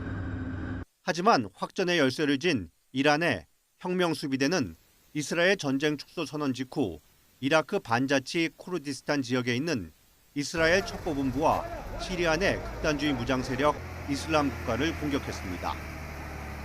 모사드 등 공격받은 시설은 미국 영사관에서 40km 정도 떨어져 있는데 미 영사관은 피해가 없는 것으로 전해졌습니다. 이와 함께 이스라엘에선 팔레스타인인들이 차량을 몰고 정류장으로 돌진해 1명이 숨지고 17명이 다치는 하마스 배후 테러로 보이는 사건이 발생해 가자지구 평화에 이르는 길이 아직은 멀고 험할 것임을 시사했습니다. YTN 종수입니다. 예멘 후티 반군의 민간 선박 공격과 무력 충돌로 해운 운임이 지속적으로 상승하자 정부가 유럽 노선에 임시 선박을 투입키로 했습니다. 최상목 부총리 겸 기획재정부 장관은 오늘 비상경제장관회의에서 현재 우리 수출 물품 선적과 에너지 도입은 정상적이지만 일시적 선적 공간 부족이 예상된다면서 이같이 밝혔습니다. 이어 이번 주부터 유럽 노선에 임시 선박 4척을 신규 투입하고 현재 2천만 원인 수출 바우처 국제 운송비 지원 한도를 운임 상승 추이에 따라 올리는 등 중소기업 물류비 지원을 강화하겠다고 했습니다. 튀르키예 프로축구 리그에서 뛰던 이스라엘 국적의 선수가 경기 도중에 이스라엘 하마스 전쟁과 관련된 세리머니를 했다가 체포됐습니다. 영국 가디언 등은 안탈리아 스포르 구단 에헤치겔이 어젯밤 경기에서 골을 넣은 뒤 카메라를 향해 왼손을 들어올리는 세리머니를 했다가 체포됐다고 전했습니다. 왼쪽 손목을 감싼 붕대에는 100일 10월 7일이라는 이스라엘 하마스 전쟁 개전 시기 문구와 함께 유대인을 상징하는 다윗의 별도 그려져 있었습니다. 튀르키예 안탈리아 검찰청은 대중의 증오와 적대감을 공개적으로 선동했다면서 경기 후 체포했다가 조사 후 석방했고 구단 측은 즉각 선수 명단에서 제외한다고 밝혔습니다. 국민권익위원회가 민주당 이재명 대표의 흉기 필습 이후 서울대병원으로 헬기 이송한 게 특혜에 해당하는지 조사에 착수했습니다. 권익위 정승윤 부위원장은 브리핑에서 피습 이후 응급 헬기를 이용해 이 대표를 부산대병원에서 서울대병원으로 이송한 건에 대해 부정 청탁과 특혜 제공 여부를 조사해달라는 여러 건의 신고가 접수됐다며 이같이 밝혔습니다. 정 부위원장은 관련 법령에 따라 공정하고 투명하게 사실관계를 확인할 예정이라며 신고자 신원 등은 밝힐 수 없다고 덧붙였습니다. 문재인 정부 시절 부동산 관련 국가 통계 조작 의혹과 관련해 김현미 전 국토교통부 장관이 오늘 피의자 신분으로 대전지방검찰청에 출석했습니다.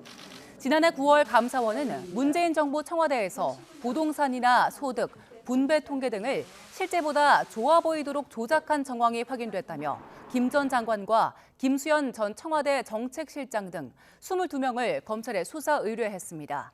경찰은 최근 윤성환 전 국토교통부 차관과 이문기 전 행정중심복합도시건설청장에 대해 구속영장을 청구했지만 법원에서 기각됐습니다.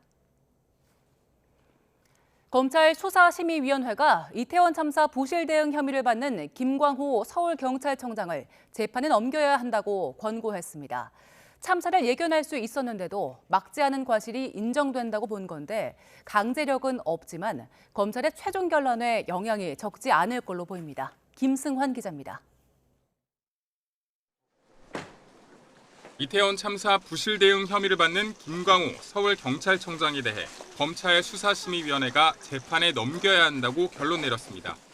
밖에 전문가들로 꾸려진 위원회는 수사팀과 김 청장, 이태원 참사 유가족의 진술을 직접 들은 뒤 토론을 벌였는데 참사 전에도 인파 밀집 참사를 예견하고서도 왜 예년과 달리 경비대를 파견하지 않아서 서울시내 한복판에서 이렇게 많은 희생자를 낼 수밖에 없었는지 7시간 넘게 논의한 끝에 결국 김 청장을 법정에 세워야 한다고 결론 내렸습니다. 위원 15명 가운데 9명이 찬성했을 만큼 기소 적합 의견이 우세했습니다.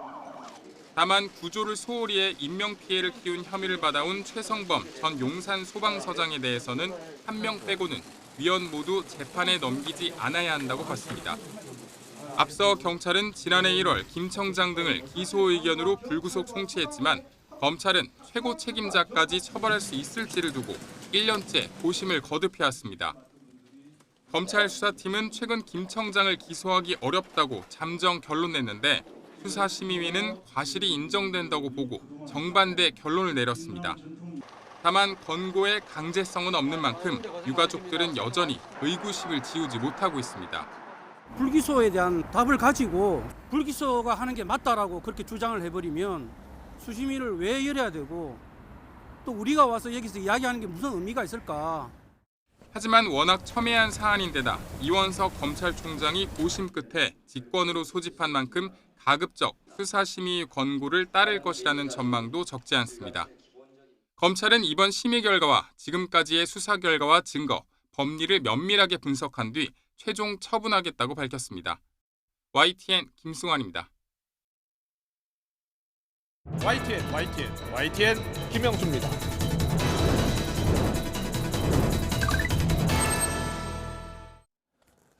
민주당을 탈당한 이낙연 전 대표가 추진하는 제3지대 신당 가칭 새로운 미래가 오늘 창당 발기인 대회를 가졌습니다.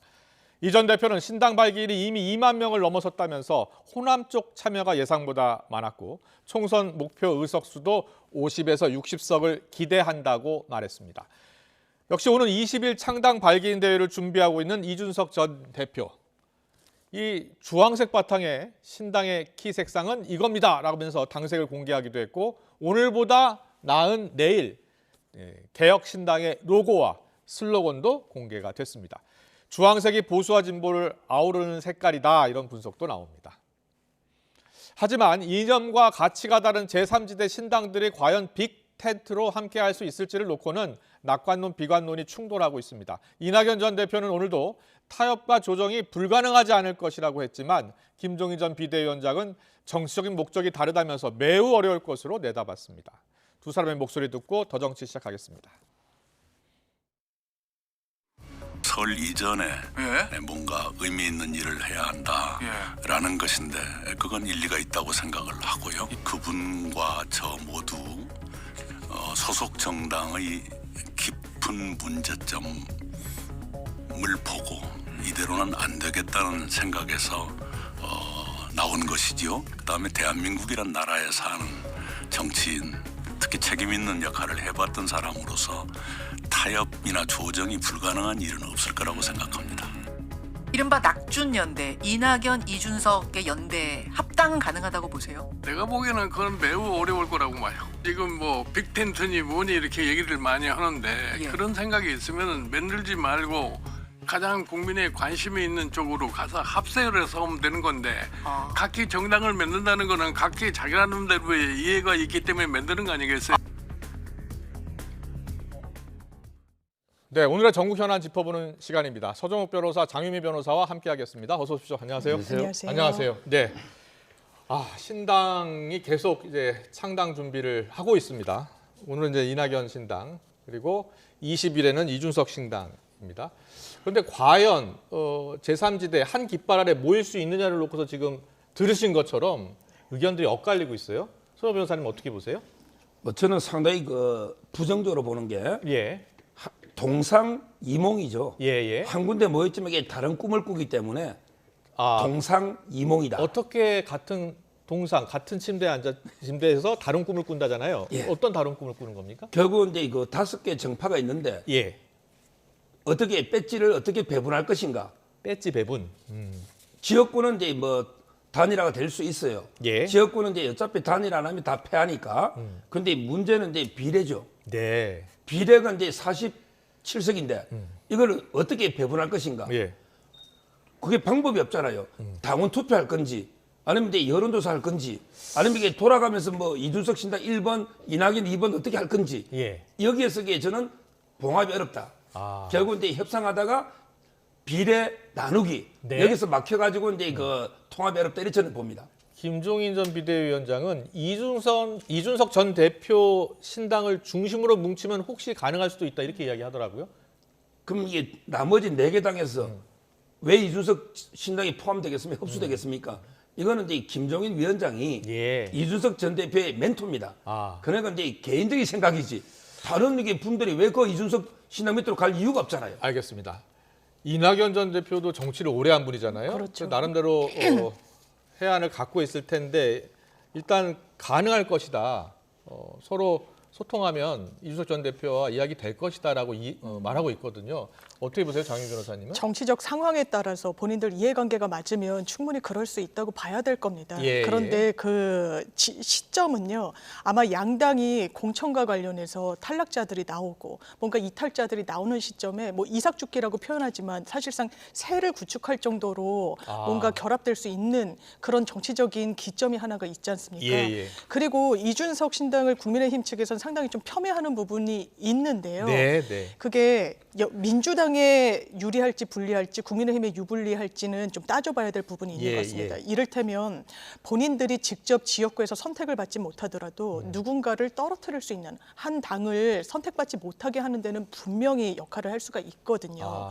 그렇다면 이게 민주당에 유리할 수도 있고 불리할 수도 있을 것 같습니다. 열려있는 상황인 것이고 이를테면 윤석열 대통령에 대한 민심 이반 상당히 있죠. 그래서 국민의힘 지지하지 않겠다고 하지만 민주당을 썩 지지하겠다라고 옮겨지지 않는 그런 표심을 중간에서 가져갈 수도 있는 이런 여러 정치적인 변수들이 있기 때문에 이 부분은 지켜봐야 될 것 같습니다. 김종인 전 비대위원장이요. 이게 서로 목적이 좀 다르기 때문에 이준석 전 대표, 이낙연 전 대표의 이 신당은 합당이가 매우 어렵다라고 표현하더라고요. 거기에 대해서는 고개가 끄덕거려지는 부분이 많습니다. 특히 정치를 하셨던 분들도 거의 같은 의견들을 많이 주시던데 이를테면 모르겠습니다. 물리적인 결합은 가능할지 모르겠지만 정말 합당 수준으로까지 이룰 수 있을 것이냐. 두 정치인이 걸어온 길이 다릅니다. 가치관이 다르고 정치적 교집합이 없는 상황에서 이 선거를 치러야 되는 현실적인 숙제가 앞에 놓여진 거 아니겠습니까? 그럼 그 숙제를 하는 데 있어서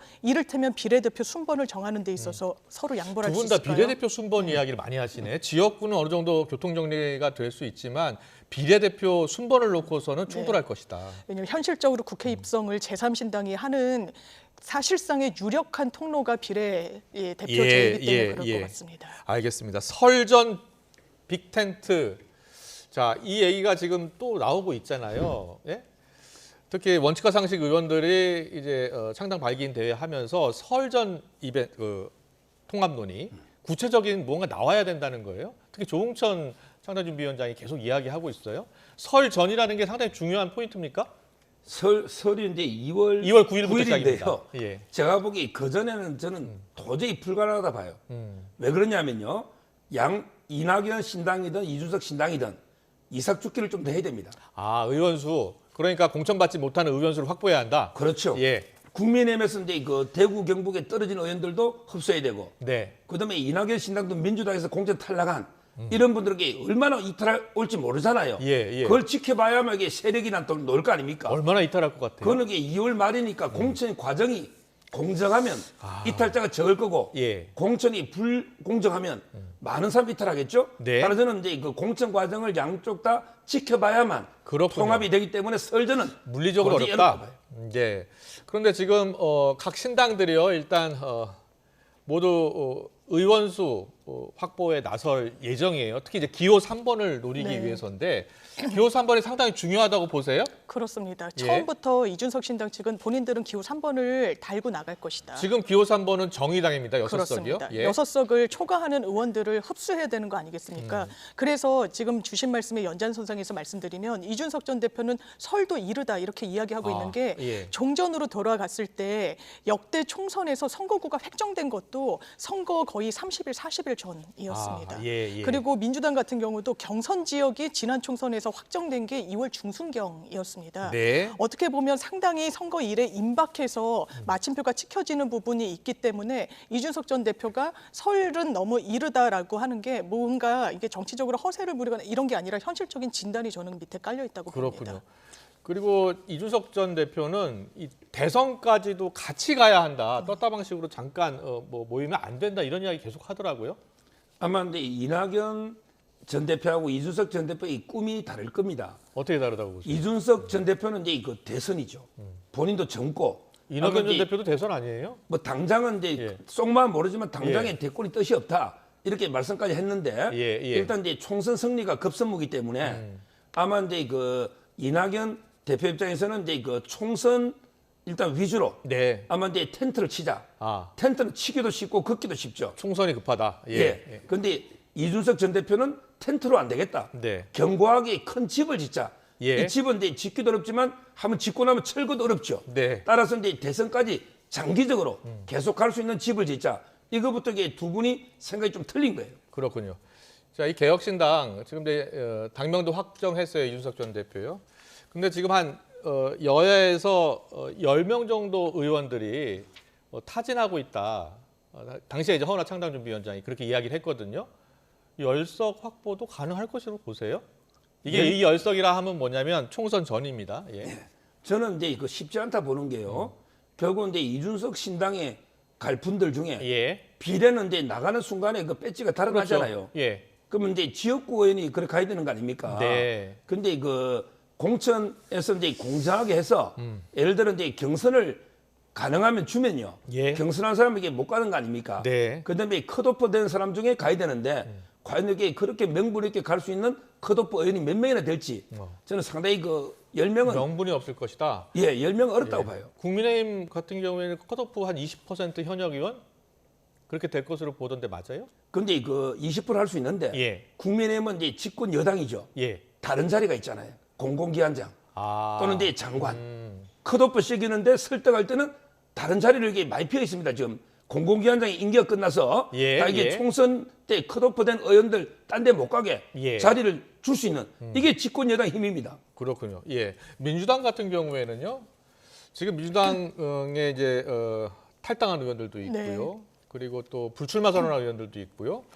그 전략공천 지역이 17곳이나 네, 되더라고요. 그렇습니다. 예, 그 17곳은 어떻게 이제 그 후보를 정하는 겁니까? 일단 전략공관위가 별도로 구성이 돼 있습니다. 전략공관이요? 예, 공관위와는 또 별도로 전략공천 지역을 심사하고 어떤 인물을 내보낼지와 관련해서 주되게 논의하는 기구가 별도로 있기 때문에요. 그 부분에 대해서는 공천 잡음이 없도록 할 예정입니다. 이른바 현역 의원들이 불출마를 선언한 그런 예. 지역들에 있어서는 뭔가 거기에 상응할 만한 이를테면 청년 여성이랄지 아니면 국민들께 인지도가 다소 높고 평판이 좋은 인물들을 내세워야 되는 숙제가 민주당 앞에 놓인 거 아니겠습니까? 예. 그렇기 때문에 그런 인물들로 지금 현재 고르고 있는 상황입니다. 뭐 국민의힘 지금 뭐 서정 변호사는 탈당할 의원들이 없을 것이다. 왜냐하면 컷오프 되더라도 다른 자리가 있다. 여당이니까 네. 이런 말씀을 해주셨는데 민주당 같은 경우는 어떻습니까? 이낙연 신당 쪽이나 지금 원칙과 상식 의원들이 만들고 있는 신당 쪽으로 혹시 넘어갈 의원들도 있다고 보세요? 저는 많지 않을 것이라고 보여집니다. 예. 일단 그 제3지대에 나간 분들이 최소한 지역 기반이 있을 거 아니냐라고 하지만 그래 보이지 않는 측면도 있죠. 예. 그런데 오히려 지금 제3지대에서 그립감과 이니셔티브를 쥐고 있는 건 이준석 전 대표로 보여지는 부분이 있거든요. 그러면 말씀 주셨듯이 국민의힘은 인요한 혁신위에서 하위 20%를 컷오프 시키겠다고 했습니다. 이게 현역 의원 수로 해도 적은 수치가 아니에요. 그럼 현역 의원들이 본인이 임기가 남아있는 상황에서 공공기관 낙하산으로 내려보낸다고 해서 고개를 끄덕거리고 이의하지 않을까요? 그래 보이지 않습니다. 더더군다나 지금 새로 출범한 비대위 체계에서는 대대적인 공천 물갈이 예고하고 있지 않습니까? 근데 그 잣대가 과연 공정할 것인지 김무성 전 대표 같은 경우에도 윤심 공천 안 된다 이야기하고 있지 않습니까? 그렇다면 상당히 분화가 되는 건 국민의힘이 훨씬 심하지 않을까 생각합니다. 알겠습니다. 자, 이제 국민의힘 이야기로 잠깐 넘어가 보겠습니다. 한동훈 비대위원장이요. 오늘 민주당 이재명 대표 지역구가 있는 인천 계양구를 찾았습니다. 이 대표를 상대로 한 총선 필승을 강조했는데요. 민주당 홍익표 원내대표 가만히 있지 않았습니다. 한동훈 비대위원장이 대통령에게 해야 할 말 제대로 못하고 있다면서 비판을 이어갔는데요. 두 사람의 목소리 듣고 오겠습니다. 우리 국민의힘은 이번 총선에서 승리해서 국회의원 수를 300명에서 250명으로 줄이는 법 개정을 제일 먼저 발의하고 통과시키겠습니다. 더불어민주당에게 이번에도 반대할 것인지 묻겠습니다. 더불어민주당만 반대하지 않는다면 대한민국의 국회의원 정수는 올해 4월 250명으로 줄어들 겁니다. 한 위원장에게 부족한 것이 있다면 대통령에게 옳은 소리를 하고 잊지 못하다는 것입니다. 그렇기 때문에 자꾸 대통령의 아바타 소리가 나오는데 한 위원장이 술 안 먹는 세련된 윤석열에 불과하지 않느냐 이런 의심이 아니라면 일 좀 제대로 했으면 좋겠습니다. 더 이상 자신과 대통령의 관계가 검찰총장과 부하검사의 관계도 아니고 김건희 여사로부터 카톡 지시도 받아서는 안 될 겁니다. 제대로 된 답을 주시기 바랍니다. 자, 한동훈 비대위원장 또 홍익표 원내대표가 또 한동훈 비대위원장 직격했어요. 먼저 한동훈 위원장이 오늘 이야기한 이게 공약이라고 볼 수 있나요? 300석에서 250석으로 줄이겠다? 근데 여기서 많이 들어본 공약 같아요. 옛날에 이제 김기현 대표도 그랬죠. 근데 사탄입니다. 첫째는 이제 불체포 특권. 두 번째는 이제 그 세비 반납. 그다음에 세 번째는 이제 기책 사유일 때 공천 안 하겠다. 그다음에 250명 줄이겠다. 하나같이 이게 국민들이 간절히 원하는 민심에 입각한 이런 이제 공약 아닙니까? 이제는 이제 민주당이 대답해야죠. 받을 거냐, 안 받을 거냐. 이제 민주당이 자꾸 침묵하지 말고, 그다음에 동문서답 좀 하지 마세요. 이런 이야기하면 이게 또 딴 이야기 뭐 대통령하고 어쩌고 김건희 여사가 어쩌고 이런 게 동문서답하지 말고 이 네 가지를 받겠다, 안 받겠다, 예스, 노 이거를 이게 대답을 하세요. 자, 그 대답을 해야 되는데 오늘 이와 관련해서 홍익표 원내대표가 일단 불체포 특권 포기는 개헌으로 해야 하는데 이와 함께 윤 대통령의 이 거부권도 제한하는 방안을 같이 협의하자 이렇게 또 그렇습니다. 제안을 한 거죠? 사실 저는 한동훈 비대위원장이 던지는 이런 정책 제안들 무책임하다고 생각합니다. 정치 혐오에 기반하고 있다고 생각합니다. 예, 예. 의원 정족수 뭔가 이 국민들이 좋아하는 이슈라고 생각해서 던지지만 이 이슈로 수기를 해봤을 때 많은 국민들이 오히려 늘려야 되는 거 아니냐. 문제는 특권 아니냐. 그럼 특권을 내려놓고 국회의원 수는 늘리는 방향으로 총회가 모아진 바도 있습니다. 아, 그래요? 예, 그렇기 예. 때문에 이게 또 법 개정 사항 아닙니까? 예. 그럼 민주당과 협의를 하면 되는 것이지 그걸 던지듯이 지금 주신 그런 개헌 논의도 그렇습니다. 다시 한번 보여주실래요? 예. 불체포 특권도 이건 네. 개인들이 물론 내가 내려놓겠다, 행사하지 않겠다 할 수 있지만 기본적으로 불체포 특권 포기는 이재명 그 대표 대선 후보 때 공약이기도 맞습니다. 했죠. 예. 본인 공약이기도 예, 했고요. 예. 그렇다면 기본적으로 개헌이 이루어져야 되는 부분이 있는 겁니다. 헌법 네. 53조에 담겨 있으니까요. 그렇죠. 헌법 44조인가요? 예. 그렇다면 그 예. 부분과 관련해서도 그렇고 그리고 여러 이 의제들을 던지고 있는데 불체포 특권과 관련해서도 그러면 그것만 논의하지 않고 개헌을 계속할 수는 없는 거 아닙니까? 예. 그럼 한 번에 할 수 있을 때 어떤 논의까지 확대될 것인가? 법권 행사와 관련해서는요. 여러 국가에서 법권 행사의 어떤 그 상황들 어느 경우에 행사할 수 있는지를 법정돼 있는 경우들이 있습니다. 이게 네. 무조건 무제한적으로 행사할 수 있는 헌법성 권한이 아님에도 불구하고 예. 윤석열 대통령은 거의 무제한적으로 이 권한을 그것도 헌법상 권한을 행사하고 있기 때문에 이건 헌법 정신에 어긋나기 때문에 좀 이 부분을 수정할 필요가 있지 않느냐라는 논의도 함께 담아 하자는 역제안을 한 것으로 이 보입니다. 서정욱 변호사께서 저 하나하나에 대한 좀 답을 좀 달라라고 했는데 일단 세비 반납 네. 그리고 재보선 귀책 사유 재보선 때 무공천 국회의원 정수 축소 이거는 민주당 입장을 지금 논의를 해봐야 한다 좀 더 근데 이런 입장인가요? 이 안과 관련해서도 사실은 첫 일성으로 던진 거 아니겠습니까? 예, 예. 유죄 확정을 받으면 세비를 소급해서 반납해라. 그동안 받았던 거 다 토해내야 된다. 그렇습니다. 예. 유사한 안이 민주당에서 나온 바가 있습니다. 그렇군요. 지난해 예. 6월에 이탄희 의원이요. 같이 합의하면 되겠네요. 그러니까요. 예. 이런 식으로 던질 안이 아니라는 말씀드리고 네. 싶습니다. 알겠습니다.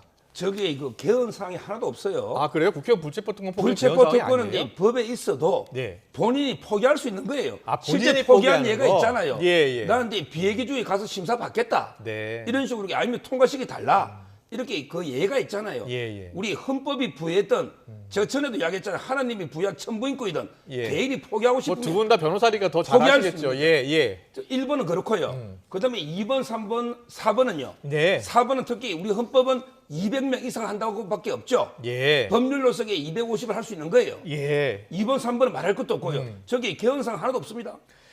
그러니까 개헌사항이 다 개헌사항이라는 건 아니고요. 아니고 1번이라는 말씀드린 거죠. 그리고 오늘 보니까 홍익표 원내대표가 대통령의 이 거부권 행사 좀 제한하는 것도 같이 협의하자 이런 이야기 하더라고요. 예. 근데 거부권은 제한할 필요가 없는 게요. 그 다음 절차가 또 있습니다. 우리 법에는요. 예. 균형을 견제와 균형 이게 상권 분립인데 예. 국회가 이제 법을 만들죠. 그러면 이제 대통령이 거부권 하면 예. 여기서 끝나버리면 제한할 필요가 있죠. 예. 근데 그 다음 절차가 또 있습니다. 뭐냐면 이제 국회에서 압도적인 민심 예. 3분의 2를 얻으면 거부권에도 3분의 2가 되면 법안이 확정이 됩니다. 네, 네. 이런 절차가 법에 있기 때문에 굳이 거부권을 또 제한할 필요가 없는 거예요. 이건 네. 상권 분립에 반하는 거예요. 그리고 세 번째 그 귀책 사유 있을 때 불출마 관련해서요. 최근에 이제 강서구청장 같은 경우에는 귀책 사유 있는데 공천을 한 거죠. 강서구청장은 이제 예. 그 국민의힘이 이제 그 뼈저리게 반성해야 되고요. 예. 근데 옛날에 박원순 시장, 예. 그다음에 오거돈 부산시장은 예. 민주당이 반성해야 됩니다. 이와 관련해서는 민주당이 네. 그 당시 때 그 당원 당규를 고쳐서 출마시켰던 건가요? 예, 그래서 결과가 참패했었죠. 아. 민주당도 선거에서 패배했고 그렇네요. 그렇다면 그것을 타산지석 삼아서 그렇습니다. 이 강서구청장 선거는 대법원에서 확정된 지 5개월 만에 공천을 했습니다. 예, 사면 복권을 예. 하고요. 이거 대법원 어떤 삼권 분립 넘어서 사법부에 대한 존중이 전혀 없었던 겁니다. 네. 제가 한마디 드리고 싶은 거는요. 대통령의 거부권 행사 관련해서 말씀 주시는데요. 예. 그건 무제한적으로 하지 않습니다. 네. 헌법학자들도 국가 안보나 정부 정책 시한이나 뭔가 이런 요건이 있을 때 제한적으로 필요한 범위 내에서 해야 되는 게 맞다라고 하는데 지금 본인의 부인과 관련한 특검에 대해서 헌법상 어떤 권리 이렇게 얘기할 수는 없다라고 생각합니다. 네. 오늘 홍익표 원내대표가 한동훈 비대위원장의 술을 안 먹는 세련된 윤석열 이렇게 비판을 했어요.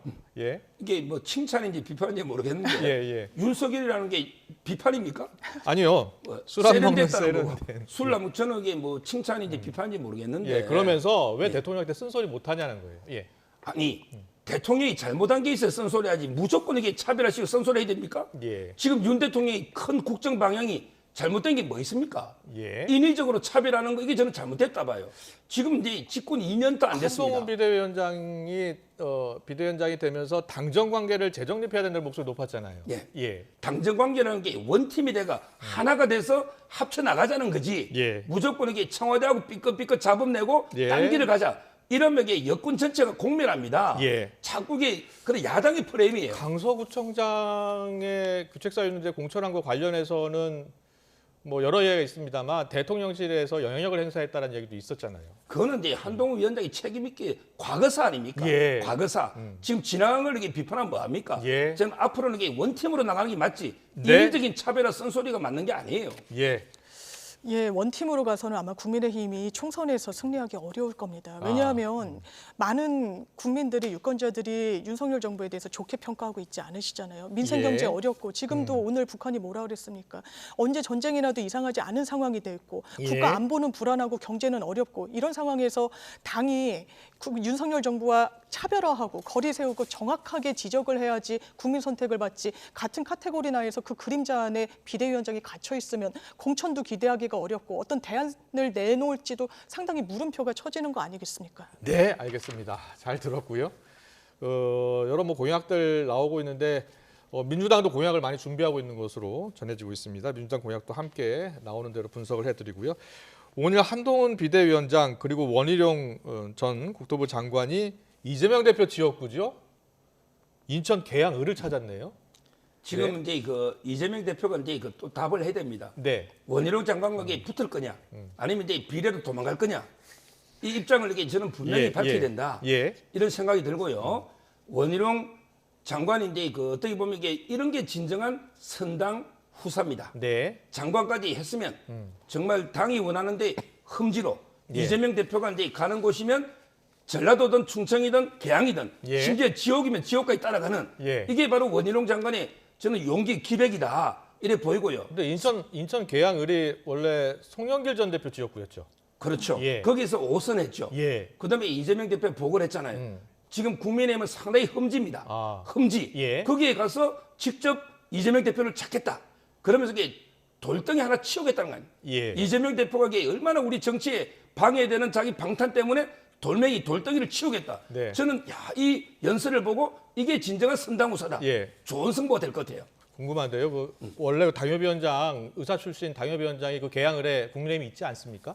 근데 이거는 현실적으로 이제 그분이 한번 선거에서 졌지 않습니까? 이거는 이제 당을 위해서 저는 전력 공천이 필요하다 이렇게 봅니다. 아직 뭐 공천이 확정된 건 아니죠. 예. 자, 어떻게 보셨어요? 아마 원희룡이라는 정치인은 굉장히 체급이 큰 정치인 아니겠습니까? 장관까지 지냈고요. 국민 인지도도 상당히 높고 국민 그 계양을에서 출마를 한다면 만약에 맞상대가 이재명 대표로 확정이 된다면 이재명 대표의 발목이 묶이는 그런 효과는 분명히 있을 겁니다. 이재명 대표가 그러니까 이 선거를 총 이끌어야 하는데 지역구에 발목이 묶일 수 있다.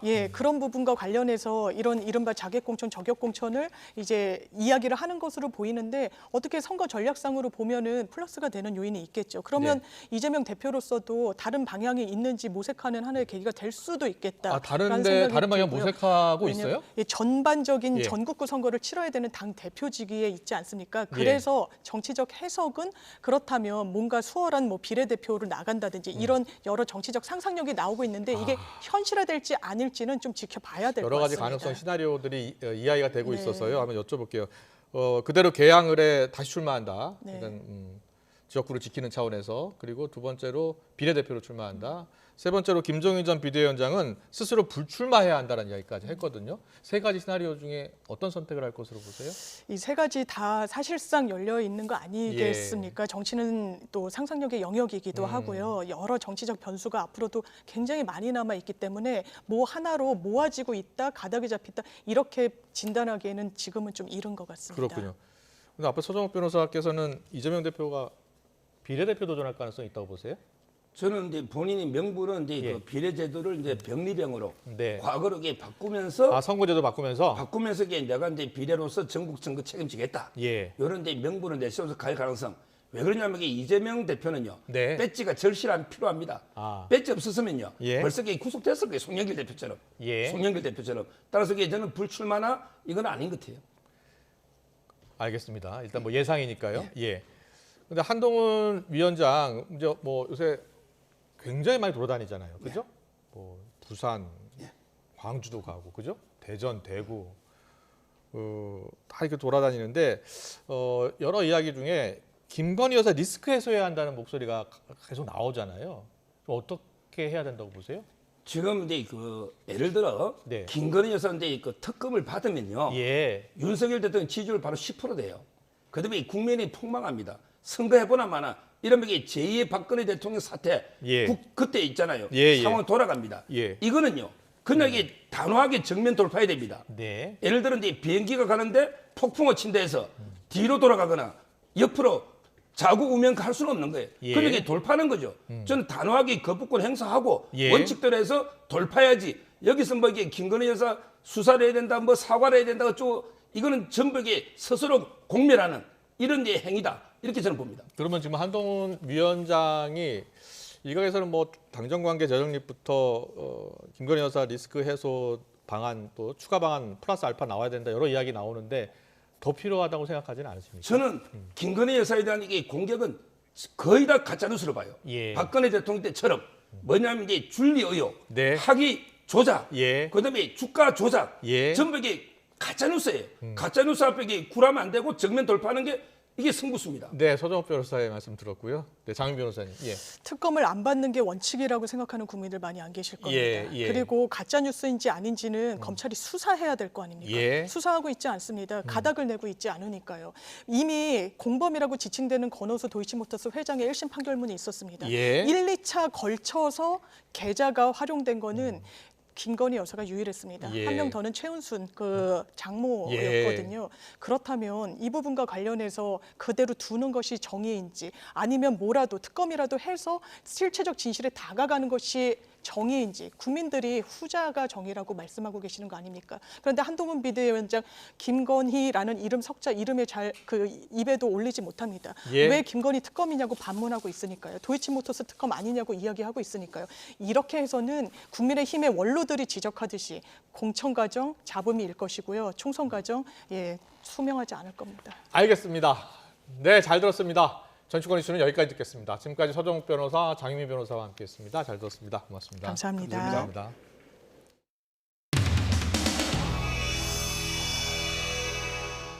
국민과 함께하는 민생 토론의 그 첫 번째 활력 있는 민생 경제를 시작하겠습니다.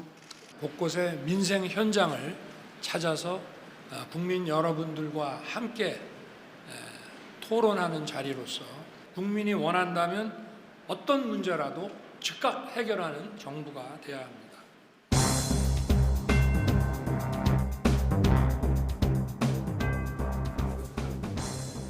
네, 안녕하세요. 안녕하세요. 네, 안녕하세요. 세상에 어떻게 이렇게 됐어? 저 구석에 고드름 좀 보세요. 이게 다 누수고요. 그리고 이 뒤엔 이런 데는 다 벌어져서 여름이면 물 들어오고 밑으로 새고. 그래. 걱정하지 마세요. 반갑습니다. 네, 걱정하지 마십시오. 네.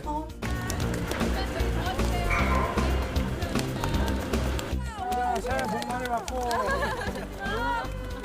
아니 아주 애국자 집안이시네. 이 댁 때문이라도 빨리 해야 되거든요.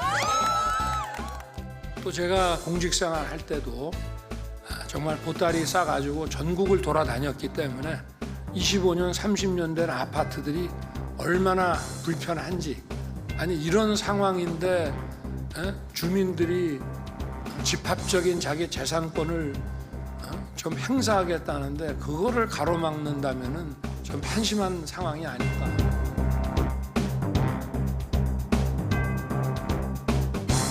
어제 대통령께서 30년 이상 노후주택을 안전진단 없이 재건축할 수 있게 하는 방안을 발표한 것도 도시재생 사업에 큰 도움이 될 것으로 생각합니다. 부처 업무보고는 총선용 포퓰리즘 공약 발표장이 아닙니다. 윤석열 대통령은 뒷감당은 생각하지 않고 일단 지르고 보자는 생각이십니까?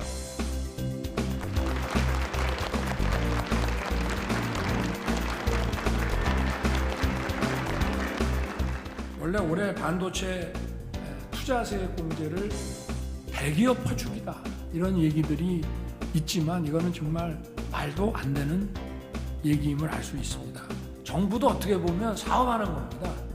그런 얘기들은 거짓 선동에 불과하다는 것을 우리가 다시금 명확히 해야 될 것 같습니다.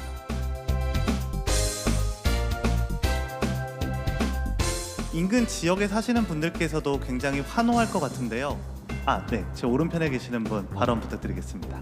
반도체 이 사업을 하면서 우리 용인 시민들은 천지가 개벽하는구나, 이런 아주 그냥 좋은 용인 시민들의 삶의 질이 그동안 많이 저하되어 왔었는데, 용인의 그 아파트 같은 경우도 사실은 상대적으로 인근 도심보다 상당히 저평가되어 왔었습니다. 중앙정부에서도 이걸 좀 잘 챙기셔가지고 교통의 어떤 확충이라든가 이런 것들이 잘 이루어져서 반도체 하면 용인, 용인 하면 반도체가 될 수 있는 반도체 도시가 되기를 기원하면서 말씀을 마치겠습니다. 고맙습니다.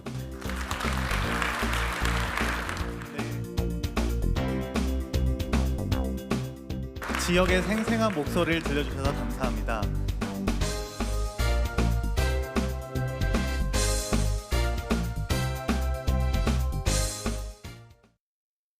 오후부터 기온이 계속해서 오름세를 보이고 있습니다. 현재 서울 기온은 3.6도로 예년 기온을 다소 웃돌고 있는데요. 내일은 오늘보다 공기가 더 부드러워지겠습니다. 내일 서울 아침 기온은 영하 2도로 오늘보다 4도나 높겠고요. 낮 기온도 4도로 예년 기온을 2도가량 웃돌겠습니다. 다만 내일은 전국이 대체로 흐린 가운데 중부와 호남을 중심으로 약한 비 또는 눈이 내리겠습니다. 비누는 내일 늦은 오후 수도권과 충청에서 시작돼 점차 강원과 남부 곳곳으로 확대하겠는데요. 비의 양은 1에서 5mm 정도로 많지는 않겠지만 기온이 낮은 산간 지역은 비가 눈으로 바뀌어 내리는 곳도 있겠습니다. 또 대기가 정체되면서 내일 수도권과 충남 지역은 일시적으로 공기가 탁해질 수 있겠습니다.